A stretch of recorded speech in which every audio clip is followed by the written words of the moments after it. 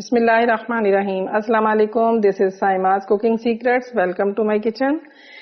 आज मैं आप लोगों के साथ करेले की सब्जी की रेसिपी शेयर करूंगी। ये मैं भरे हुए करेले बनाऊंगी। आपकी मर्जी है, चाहे इसमें कीमा भरे या कुछ भी, मैं इसमें दाल चना भर के बनाऊंगी। करेले बनाने के लिए सबसे पहले मैं दाल चना जो है इसको बॉईल करूंगी। उसके लिए मैंने चार गिलास पानी डाल के कुकर में रख दिया हुआ है। दाल चना मैंने रात भिगो के रख दी थी। ये 200 ग्राम के बराबर है। इसको सबसे पहले बॉईल कर लेंगे। 1 टीस्पून इसमें नमक डाल के इसको बॉईल कर लेते हैं। पानी बॉईल हो गया दाल का। अब ये देखें, ऊपर से इस तरह की जो मैल आती है वो उतार देंगे। जैसे ये झाग सी खत्म होगी, फिर उसके बाद मैं कुकर का वेट लगाऊंगी, क्योंकि उससे पहले फिर वेट में से पानी निकलने का डर होता है। ये झाग आपको खत्म करनी होगी पहले। ये देखें, इस तरह झाग जब खत्म हो जाए उसके बाद हम कुकर का ढकना बंद करेंगे।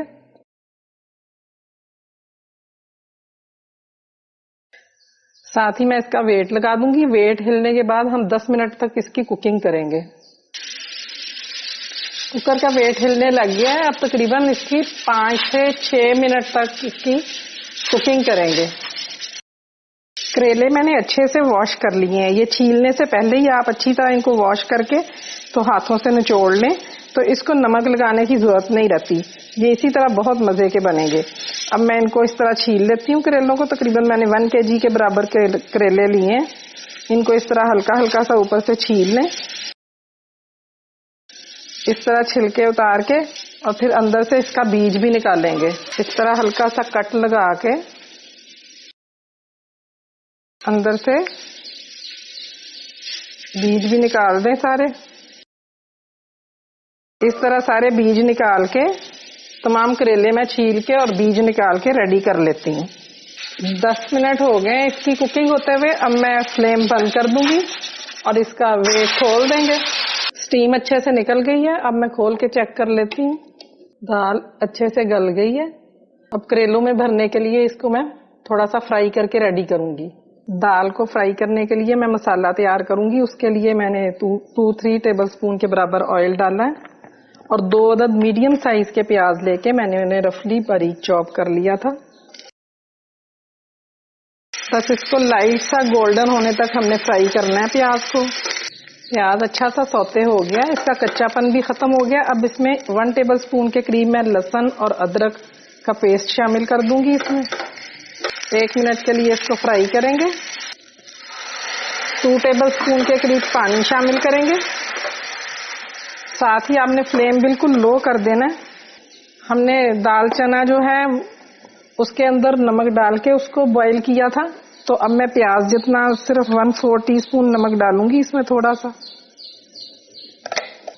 1 टीस्पून सुरख मिर्च, हल्दी 1/2 टीस्पून और गरम मसाला भी इसमें 1/2 टीस्पून के करीब मिला के अच्छे से इसको मिक्स कर दें। साथ ही इसमें दाल शामिल कर दें जो हमने बॉईल करके रखी हुई थी। मसाले के अंदर आप अपने टेस्ट के अकॉर्डिंग कुछ भी मसाले में कम या ज्यादा कर सकते हैं। ये टोटली आपकी अपनी मर्जी है। अगर आप ज्यादा तीखा पसंद करते हैं तो आप ज्यादा मिर्च भी डाल लें इसमें। दाल तो हमारी पहले से गली हुई है, तो अब मसाला अच्छे से मिक्स करना है 1 मिनट के लिए। मसाला अच्छे से मिक्स हो गया। अब मैं फ्लेम बंद कर दूंगी। अब ये जो करेलों की स्टफिंग है इसको हम ठंडा कर लेंगे और फिर इसको करेलों में भर देंगे। करेले छील कर रेडी हैं और इनकी मैंने अंदर से बीज भी इस तरह अच्छी तरह से निकाल दिए हैं। स्टफिंग भी ठंडी हो गई है। इसमें तकरीबन आधी गड्डी के करीब अब मैं सब्ज धनिया काट के रखा हुआ वो इसमें शामिल कर दूंगी। इसकी बहुत ही मजे की खुशबू आती है। अच्छे से चम्मच के साथ इसको मिक्स कर लें धनिया को। अब इसकी स्टफिंग ऐसे करनी है, इस तरह करेले के अंदर भरते जाएं सारी दाल। इस तरह करेले को अच्छी तरह से बंद करें। जितनी एक्स्ट्रा फिलिंग होगी वो खुद ही निकल जाएगी बाहर। अब इसके ऊपर धागे से मैं अच्छी तरह से इसको कस के बांध दूंगी ताकि फिलिंग इसकी बाहर ना निकले। और ये आपने ख्याल करना है कि धागा आपने वाइट कलर का ही लेना है, क्योंकि कलर वाले धागे का रंग निकलने का खतरा होता है, तो इसलिए इसको वाइट कलर के धागे से इस तरह आपने लपेट के रखते जाना है। इस तरह से सारे करेलों की मैं स्टफिंग कर लेती हूँ। तमाम करेलों की स्टफिंग हो गई है। अब मैं इन्हें फ्राई कर लेती हूँ। ऑयल मैंने गरम होना रख दिया है मीडियम फ्लेम पे। अब इसमें तमाम करेले जो स्टफ किए हैं वो सारे इसमें डालते जाएं। मीडियम फ्लेम पे आपने इसको फ्राई करना है। 3 से 4 मिनट एक साइड को पकाएंगे, ताकि उसका जब फिर कलर चेंज हो जाएगा तो इस साइड पलटेंगे। इसको मैं कवर करके 3 मिनट के लिए इसकी कुकिंग करूंगी। 3 मिनट बाद फिर हम इसकी साइड चेंज कर देंगे। इस तरह कलर चेंज होता जाए तो आप साइड चेंज करते जाएं। अच्छी तरह से इसको गोल्डन ब्राउन सा करना है तमाम करेलों को। जितनी देर करेले ब्राउन होते हैं उतनी देर में मैं करेलों के लिए ग्रेवी तैयार कर लेती हूँ। करेलों की ग्रेवी तैयार करने के लिए ऑयल इसमें 3 से 4 टेबलस्पून डाल लें।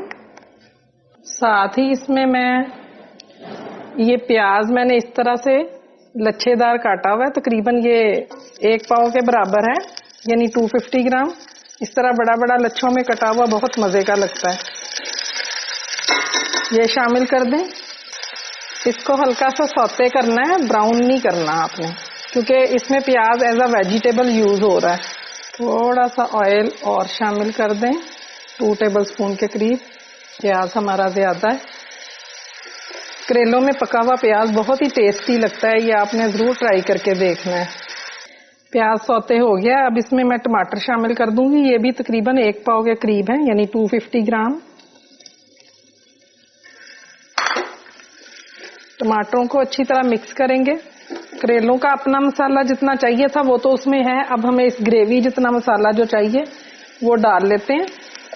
तकरीबन 1/4 टीस्पून इसमें नमक जाएगा, 1/2 टीस्पून सुरख मिर्च डाल दें इसमें। हल्दी भी इसमें 1/2 टीस्पून जाएगी। गरम मसाला भी 1/2 टीस्पून के बराबर डाल दें।